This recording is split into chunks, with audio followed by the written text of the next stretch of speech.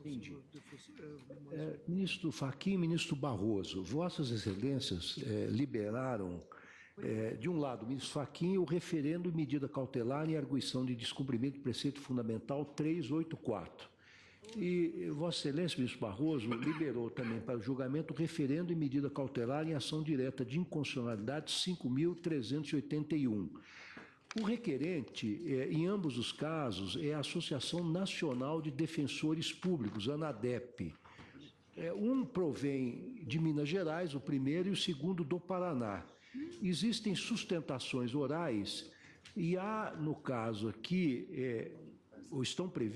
estariam previstas duas sustentações orais pelo representante da Associação Nacional de Defensores Públicos, ANADEP, que seria o doutor Hilton Norberto Roble Filho. E, no caso de Minas, nós teríamos uma segunda sustentação oral, onde falaria pelo governador do Estado, a doutora Vanessa Saraiva de Abreu.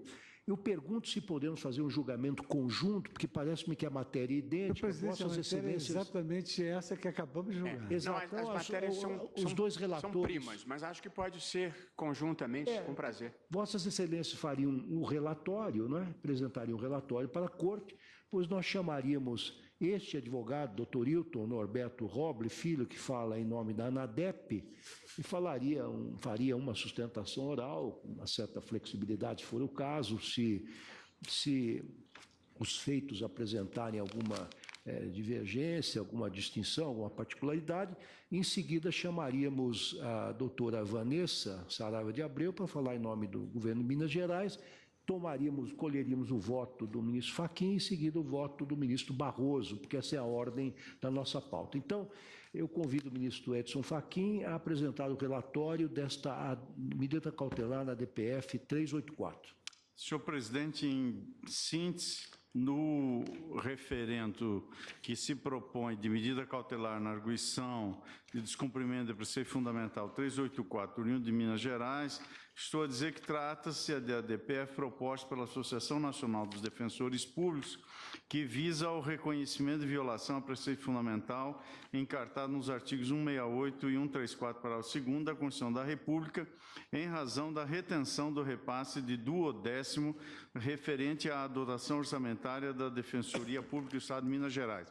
Reproduzo aqui e me escuso de ler os dispositivos respectivos. Sustenta a ANADEP, em síntese, que o descumprimento por parte do Poder Executivo do Estado de Minas da obrigação de repassar no mês de janeiro de 2016 os recursos correspondentes às dotações orçamentárias da Defensoria Pública de Minas Gerais em 1/10 até o dia 20 do mês correspondente acabou por violar a autonomia da Defensoria Pública nos termos do parágrafo 2º do artigo 134 da Constituição da República.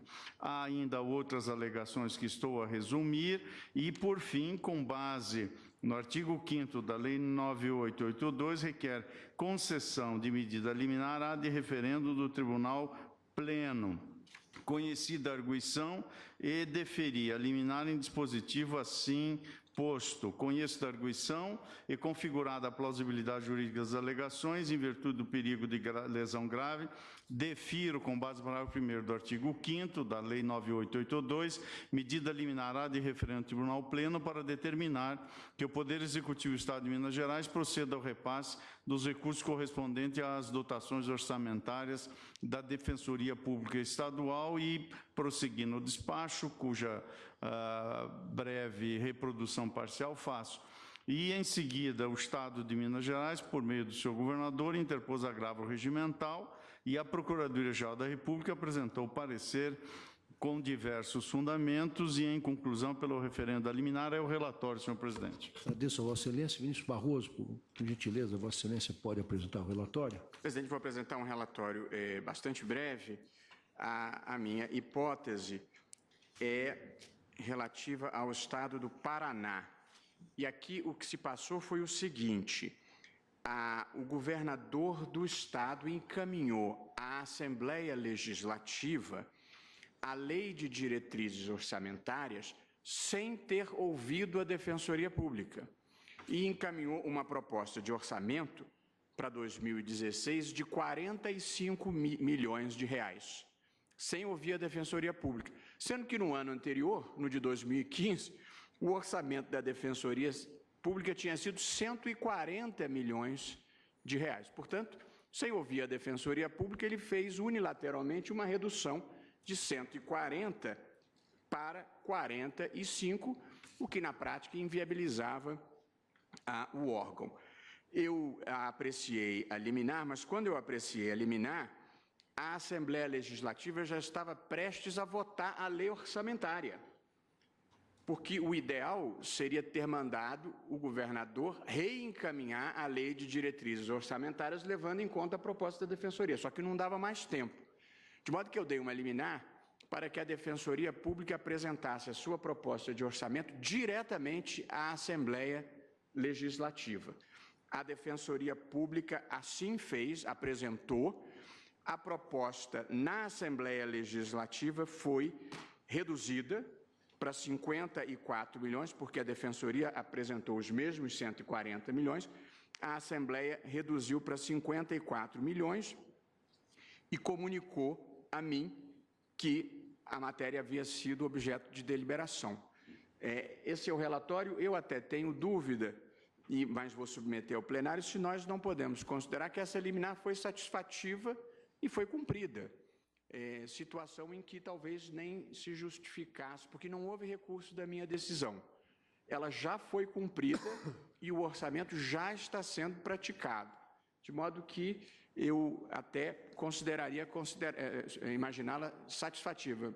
Não, fixada a tese nos julgados anteriores, realmente ela se exauriu. A sua liminar se exauriu, foi cumprida. Presidente, Vossa Excelência, se quiser, até poupamos uma discussão da tribuna. Submeter então, ao plenário, sim. Se o plenário considera que está prejudicado porque a liminar já foi cumprida e tinha caráter satisfativo. Consulta os pares, o ministro Marco Aurélio está de acordo. Como o ministro Barroso concedeu uma liminar que tinha caráter satisfativo, presidente, pois não. O pronunciamento do tribunal diz respeito à ratificação ou não da liminar.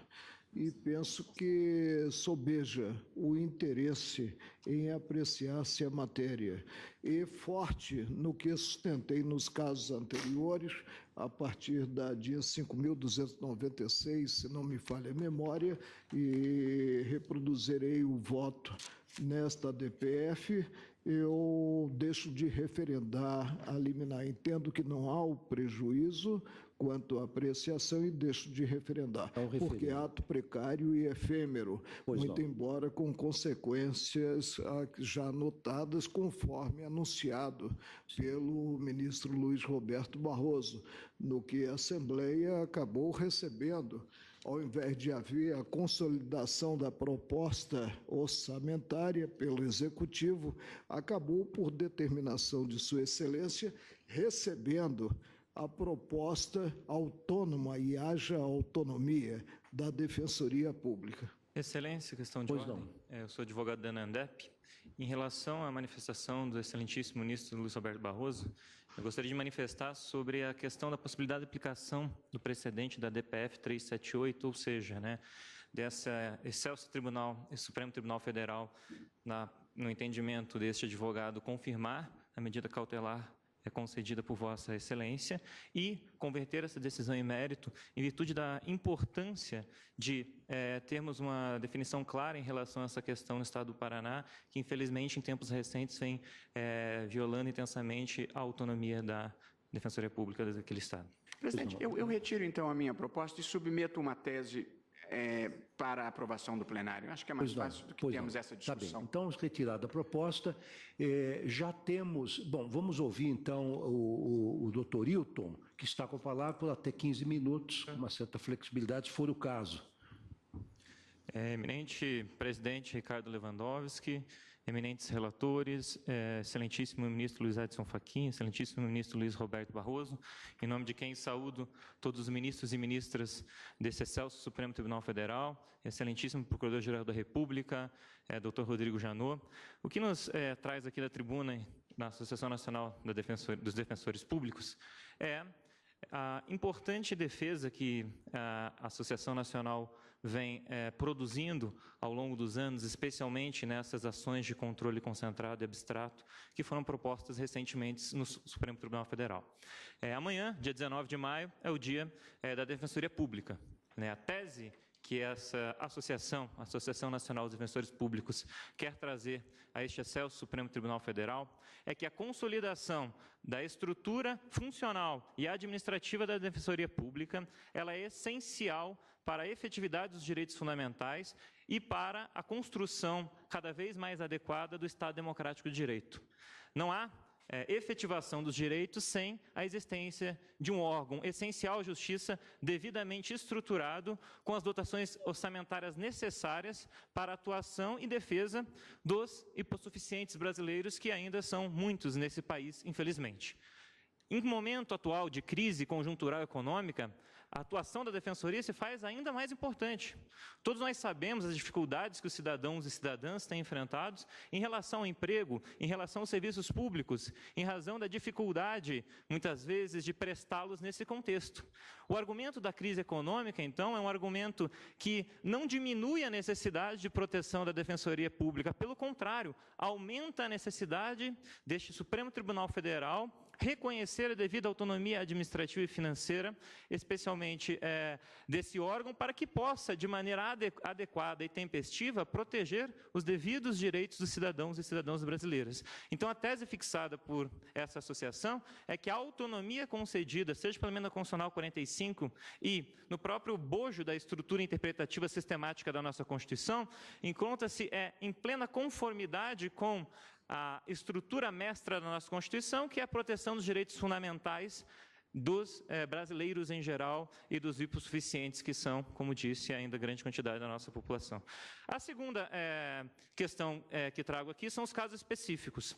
Em relação ao caso de relatoria do eminente ministro Luiz Edson Fachin, trata-se do descumprimento pelo Estado de Minas Gerais do repasse das dotações orçamentárias devidamente aprovadas pela Lei Orçamentária Anual à Defensoria Pública Mineira. Obviamente que a demora e o atraso e, eventualmente, a não transferência dessas dotações torna-se impossível uma gestão administrativa e a prestação adequada dos serviços públicos na Defensoria Pública Mineira. Apesar da cautelar ter sido concedida pelo eminente relator, mesmo assim, os atrasos do governo do Estado de Minas Gerais continuam, dia 29, dia 30, muitas vezes quando são repassados o 12º. Dessa sorte, a associação pleiteia a este plenário do Supremo Tribunal Federal, dessa excelsa Suprema Corte, que confirme, que ratifique a medida cautelar concedida pelo eminente ministro Luiz Edson Fachin. Em relação à ADI do Estado do Paraná, ocorre que, em diversos momentos em 2015 e em 2014, o Estado do Paraná atuou por meio do Executivo e também do Legislativo no intuito de fragilizar aquele autônomo órgão essencial à justiça que recentemente fora criado. Há mais de 25 anos, o Estado do Paraná não tinha uma Defensoria Pública autônoma, e essa Defensoria foi criada. Atualmente, a Defensoria do Paraná ainda está na sua caminhada inicial, possui apenas defensores públicos em 25 das 161 comarcas do Estado do Paraná, um Estado com uma grande extensão territorial e uma grande quantidade de demanda pelos serviços da Defensoria. E, obviamente, que essa inobservância do artigo 134 da Constituição Federal, no seu parágrafo 2º, traz intenso problema para que a Defensoria Pública possa cumprir com mistério sua função constitucional de defesa dos hipossuficientes. Dessa sorte, o que se requer dessa excelsa Corte Constitucional é que também confirme e ratifique a liminar concedida pelo eminente ministro Luiz Roberto Barroso e, caso seja o entendimento da maioria deste plenário, em conformidade com o precedente da DPF 378 recente, que pleiteia a associação, que essa decisão cautelar possa ser convertida em uma decisão de mérito, que tenho certeza que será muito importante para o Estado, meu Estado do Paraná. Muito obrigado. Agradeço a Vossa Excelência. Convido agora a falar pelo Estado de Minas Gerais a doutora Vanessa Saraiva de Abreu. Excelentíssimo senhor ministro-presidente, excelentíssimos senhores ministros, excelentíssima senhora ministra Carmen Lúcia, minha estimada professora, excelentíssima senhora ministra Rosa Weber, excelentíssimo senhor procurador-geral da República. Eu vou ser bastante breve e eu vou fazer apenas uma pequena diferenciação no caso do Estado de Minas Gerais, sem tomar muito tempo de vossas excelências. O objeto da presente ação está relacionado com a competência do governador do Estado de gerir o Estado, competência outorgada pelo artigo 84, inciso 2 da Constituição Federal. O objeto da presente ação se inclina com o exame da viabilidade de cumprimento do governador de todas as necessidades da população, passando pela saúde, educação, segurança, enfim, pelas responsabilidades governamentais, inclusive para garantir os preceitos fundamentais de toda a população mineira. Pois bem, a decisão liminar está amparada em 3 fundamentos. O julgamento da ADPF 339, que acabou de ser concluído, a injusta retenção na conta do governo, da dotação orçamentária da Defensoria, e o fato que a dita ausência dos repasses poderia inviabilizar a assistência integral aos hipossuficientes. Ocorre que, conforme demonstrado nas informações do governador, esses 3 fundamentos não podem prosperar. Primeiro, porque a situação descrita na DPF 339 diverge do Estado de Minas Gerais, porque lá se alegava o não repasse na forma de duodécimos. Em Minas é diferente. O repasse não foi integralmente feito no dia 20, mas estava previsto para ser feito até o 5º dia útil do mês seguinte, em consonância com a disponibilidade financeira do Estado. Então, o segundo fundamento, não há retenção injusta da dotação orçamentária nas contas do Estado. E o terceiro, porque há justificativas jurídicas e fáticas para a impossibilidade momentânea do repasse integral do duodécimo no dia 20. E uma coisa importante, inexiste prova nos autos de que tenha havido qualquer prejuízo irreversível às atividades fundamentais da Defensoria. Exatamente porque, efetivamente, não houve prejuízo para as atividades essenciais da Defensoria Pública. É de conhecimento geral que Minas Gerais passa, provavelmente, pela sua maior crise financeira na sua história recente. A situação de Minas é extremamente grave e já foi amplamente noticiada, então eu não vou estender mais nessa questão, que já é de conhecimento notório. E a prova clara e transparente de que o governo não reteve qualquer verba destinada à Defensoria decorre diretamente da notória deficiência do fluxo financeiro, que impossibilitou o pagamento de mais de 400 mil servidores no 5º dia útil do mês seguinte, sendo necessário escalonar o pagamento dos servidores, conforme amplamente anunciado na imprensa desde o dia 15 de janeiro de 2016. A documentação juntada nos autos, oriunda da Secretaria da Fazenda, demonstra claramente a queda da receita tributária do ano de 2014 para 2015 e agora 2016. Daí porque, eu repito, não houve qualquer retenção financeira por parte do governo, e muito menos de natureza injusta, que é o principal fundamento da liminar concedida e é o principal fundamento do que foi decidido na DPF 339. E vale frisar que também não houve inviabilização da atividade da Defensoria Pública, e até porque nem existiu prova nesse sentido. Esta impossibilidade fática de se fazer o repasse integral até o dia 20 de janeiro, ela está absolutamente justificada nos autos e está agasalhada pela teoria da reserva do possível, pela qual há de aferir a razoabilidade da pretensão frente à coletividade versus a disponibilidade de recursos. Essa teoria também delineada já por essa corte, pelo voto do ministro Celso de Mello, na DPF 45. Se não bastasse, torna-se também, neste caso, questionável a legitimação da Associação Nacional dos Defensores para o presente feito, pela absoluta ausência de pertinência temática, já que discutem nessa DPF as finanças estaduais, a competência legal do governador para gerir o erário, a viabilização das políticas públicas e dos serviços básicos de toda a população. Enfim, não se relaciona com as prerrogativas da Defensoria Pública, as quais jamais foram alvos de desrespeito pelo governo. E, para reforçar a ilegitimidade da Associação Nacional na presente ação, eu peço vênia para destacar a recomendação contida no parecer do eminente Procurador-Geral da República, de que, abro aspas, as autoridades envolvidas sentem à mesa para negociar e encontrem a melhor forma de administrar o quadro. Nesse ponto, ele reconhecia a grave crise financeira. Então, na parte final do parecer do eminente Procurador-Geral da República, tem essa consideração. Ora, o governo sentou, sim, com a autoridade envolvida, mas quem está questionando aqui é a Associação Nacional, e não a autoridade envolvida, que está ciente da situação do Estado.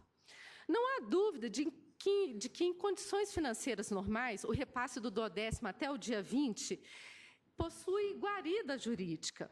Porém, impor ao Estado o cumprimento compulsório e inflexível do que se pleiteia, diante da notória impossibilidade financeira, na verdade caracterizar-se-á grave dano a toda a população mineira. Pelo exposto e diante da inexistência de ofensa a qualquer preceito fundamental, da ilegitimidade ativa da Associação Nacional e considerando o princípio da proporcionalidade da teoria da reserva do possível, impõe-se a imediata revogação da liminar concedida. Muito obrigada. Agradeço a Vossa Excelência. Devolvo a palavra ao ministro Fachin. Senhor presidente, eminentes pares, permito inicialmente saudar o professor Hilton Norberto Robb, da Centenária Faculdade de Direito da Universidade Federal do Paraná, também a doutora Vanessa Saraiva de Abreu, ilustre procuradora do Estado de Minas Gerais, que, como de hábito, na condição de procurador do Estado, fez uma defesa escorreita e procurou, de modo hercúleo, justificar o inadimplemento do Estado de Minas Gerais. Inicio, senhor presidente, eminentes pares, registrando que compartilhei com Vossas Excelências, as razões que me levaram ao deferimento monocrático da medida cautelar que foi pleiteada. No momento em que elaborei a proposta de voto, a DPF 339 se encontrava em apreciação e, na sessão de hoje, acaba de ser apreciada, determinando, naquele caso, ao governador do Estado respectivo que proceda ao repasse. A situação aqui guarda substancial simetria, eis que naquela DPF da relatoria do ilustre ministro Luiz Fux, asseguramos às defensorias públicas a autonomia funcional e administrativa e a prerrogativa de formulação de proposta orçamentária e ressaltando que o repasse de duodécimos, quando retidos pelo Poder Executivo, constitui prática indevida e flagrante violação a preceitos fundamentais da Constituição da República. Portanto, na proposta de voto que trago para o referendo da liminar que em sede cautelar deferi, estou fazendo a síntese dessas razões, referindo-me, portanto, ao preceito do acesso à justiça e do dever estatal da prestação de assistência jurídica integral e gratuita nos termos de diversos incisos do artigo 5º da Constituição Federal e, portanto, entender que estão presentes todos os requisitos para que se conheça desta ADPF 384, inclusive o requisito da subsidiariedade. A propósito, estou citando a ADPF 1287 da lavra do eminente ministro Teori Zavascki, que vai nesta direção sobre o princípio da subsidiariedade, a ADPF 33 da relatoria do ministro Gilmar Mendes, e, nesse sentido, admitindo, então, a cognição, proponho, no mérito, o referendo da liminar que deferi, não sem antes salientar que o que foi dito da tribuna pela ilustre procuradora do Estado de Minas Gerais em relação a esta dimensão dialogada de solução de problemas dessa ordem, evidente que é sempre bem-vinda, consta, aliás, do parecer do eminente Procurador-Geral da República, detalhando precisamente um posicionamento nesta direção. Todavia, não me parece que seja possível, à guisa de um diálogo potencial, admitir um repasse que, não fruto deste diálogo, conceda ao chefe do Poder Executivo exclusivamente o poder de não fazê-lo. Portanto, entendo que não há dúvida sobre a inconstitucionalidade decorrente da omissão do Poder Executivo em realizar o repasse da dotação orçamentária da Defensoria Pública na forma de duodécimos. Eu estou tomando como fundamento, de um lado, o artigo 168 da Constituição Federal, de acordo com a redação da Emenda Constitucional 45, bem como o parágrafo 2º do artigo 134, que nessa proposta de voto reproduzo. E, em síntese, digo que há, no caso concreto, um confessado inadimplemento estatal relacionado a um dever constitucional imposto ao Poder Executivo do Estado-membro em questão. Isto porque há uma patente abusividade no exercício de uma competência financeira, justamente por parte de quem detém posição de primazia no tocante à execução orçamentária, nos termos do modelo de governo das unidades da Federação e no exercício da sua respectiva autonomia. Em suma, concluí que houve nítida ofensa aos preceitos fundamentais do acesso à justiça e da assistência judiciária integral e gratuita, porquanto a retenção injusta de duodécimos referentes à dotação orçamentária no presente exercício financeiro representa um óbice ao pleno exercício de função inerente à Defensoria. Diante de tais razões, senhor presidente, entendi restar configurada a plausibilidade jurídica das alegações e o perigo de lesão grave. Por isso, deferi a medida liminar e submeto nesta direção tal decisão à apreciação desse colegiado, propondo que se examine e, nesta hipótese de aquiescência, seja deferido pelo colegiado o referendo da medida cautelar dantes conseguida monocraticamente. E, se esta for a direção, restará prejudicado o agravo regimental interposto pela requerente. É como voto, senhor presidente. Agradeço a Vossa Excelência. Concedo agora a palavra ao eminente ministro Luiz Roberto Barroso.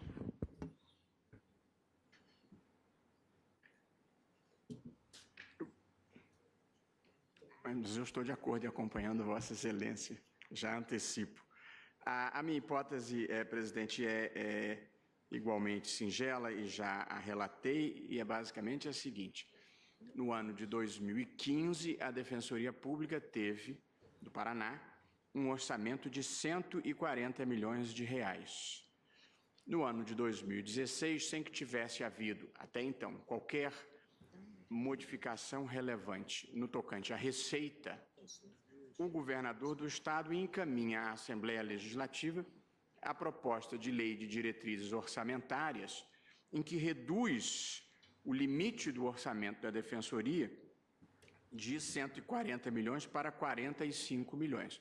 Mas o ponto específico aqui é que a Defensoria Pública não participou do processo de formulação da proposta de lei de diretrizes orçamentárias.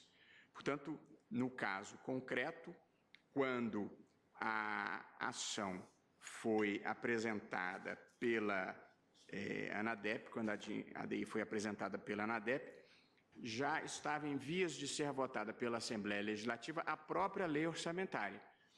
Em razão disso, eu não podia tomar a providência que me parecia a providência correta, que era determinar ao Executivo que ouvisse a Defensoria Pública e deixasse-a participar da formulação do projeto. Como isso já não era mais possível, eu concedi a liminar para que a Defensoria Pública apresentasse a sua proposta diretamente à Assembleia Legislativa.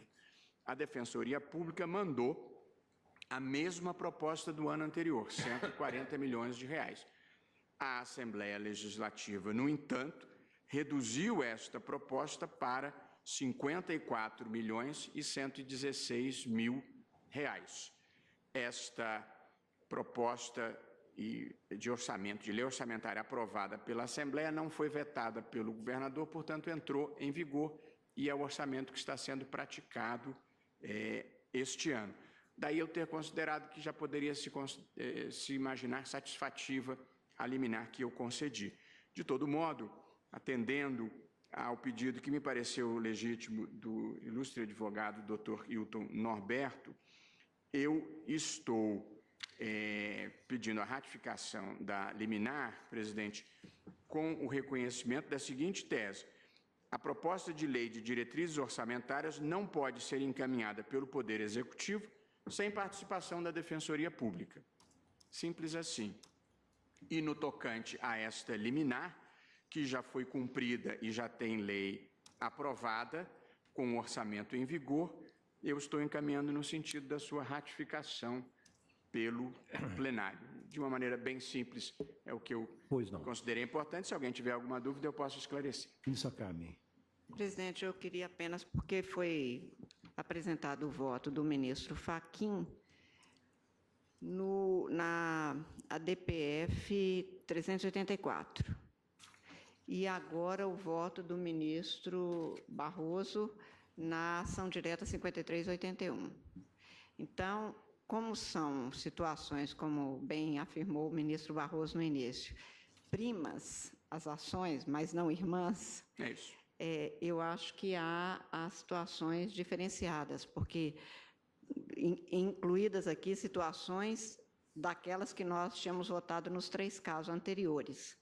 Num caso era cargos, no outro caso era não inclusão da lei orçamentária, não autonomia para apresentação, e no terceiro caso era não repasse daquilo que tinha sido fixado na lei orçamentária. Certo, ministro Fux? Isso. Neste caso da DPF 384 é outra situação.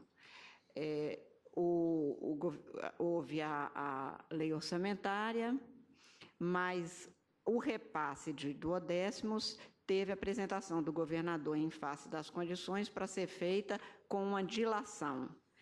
E, portanto, a proposta, por isso a fala do procurador-geral, era no sentido de que ele propõe que comece e só termine no 5º dia, e aí é diferente a situação. E, por isso, em face dos argumentos, até mesmo da Procuradoria, da Advocacia Geral do Estado, e da diferença de situação, quer dizer, que começa a pagar, mas dilarga no tempo, é que eu, no caso do ministro Edson Fachin, vou pedir vista ou pedir licença, se os meus pares que me antecedem estiverem de acordo, pedir vista, ou então podem votar e eu, evidente, chegar na minha hora, pedirei vista. No caso do ministro Barroso, portanto, é outra situação e eu vou acompanhá-lo. Então, só quero saber como é que eu encaminho esta votação, porque na DPF eu vou pedir vista, presidente. Podemos votar, presidente, separadamente. Talvez por primeiro separadamente, a DPF. porque são situações muito diferentes. De fato são. Bom, então, vamos votar primeiro a do ministro Fachin. Todos estão... Aguardo o pedido de vista da ministra. Eu aguardo o pedido de vista da ministra Carmen. Bom, não, no Mas caso se os ministros que me antecedem... Vossa Excelência tem divergência no caso do ministro Barroso. Não, do caso do ministro Fachin. Relatado pelo ministro Fachin. A ação, arguição de descumprimento de preceito fundamental 384, eu estou pedindo vista, antecipando se os que me antecedem estiverem de acordo. Pois não. Então, se Vossa Excelência está pedindo vista, eu creio que os demais aguardam. Ou alguém quer antecipar o voto? Bem, não, eu até havia antecipado, mas eu retiro a antecipação. Eu havia acompanhado o ministro Fachin, mas eu retiro para aguardar a vista da ministra Carmen. Pois não. Então, após o voto do ministro Edson Fachin, que propugnava pelo referendo da medida cautelar por ele concedida, pediu vista da ministra Carmen Lúcia, aguardam os demais.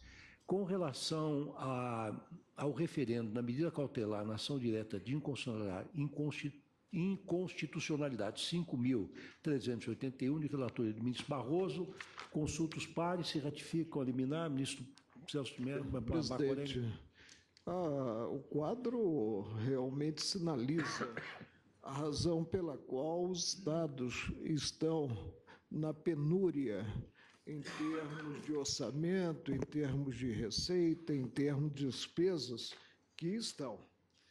A Defensoria Pública ela alcançou, em certo ano, a aprovação de um orçamento de cerca de 150 milhões.